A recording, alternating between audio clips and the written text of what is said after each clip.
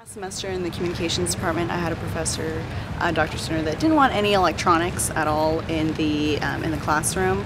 Definitely no cell phones, and if we ever wanted to take our laptops out for any notes, just for any particular reason, we would definitely have to ask for permission. But pretty much for note-taking, only books, because he felt like, it's class time, it's traditional.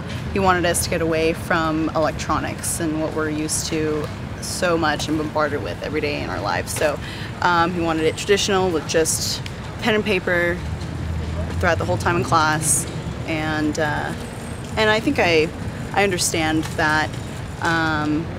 Some people might think it's extreme, but I always took notes on pen and paper anyway. I feel like we're definitely getting away towards that because people find it so much more convenient on laptops, and I think that's eventually where we're all going to go. But some teachers just want to grasp onto traditional. So, contrary to what teachers normally expect, this semester I have a teacher who encourages us to use our cell phone in class.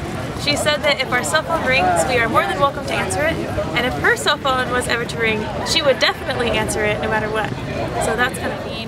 One of my classes, we don't have any attendance required, and basically I don't think it's right that we don't have attendance required, because like, what's the point in taking the class if you don't have any attendance required? There's a huge contrast between a couple of teachers I had in my experience, especially this semester. One teacher, he doesn't care if I come to class at all or do homework.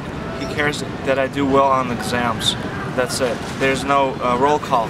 But another teacher, if you, I believe, miss 3 grace classes, you're fine. But 4th, he'll dock half a grade.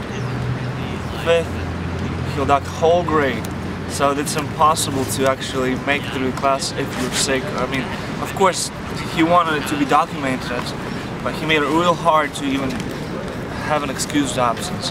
So I thought that was a huge contrast, which is, I believe, unacceptable. Well, in his syllabus, it's very strict in the syllabus. It explains that you can't eat, you can't drink. It's in a computer lab.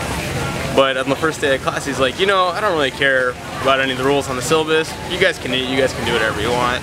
Which I guess is kind of cool, but at the same time, it's like, well, why'd you give us a syllabus with all these rules if you're just gonna kind of negate a lot of them? And then last semester, the professor we were just discussing, you couldn't go to the bathroom at all. I mean, if your face was purple and you were dying, he wouldn't let you go to the bathroom.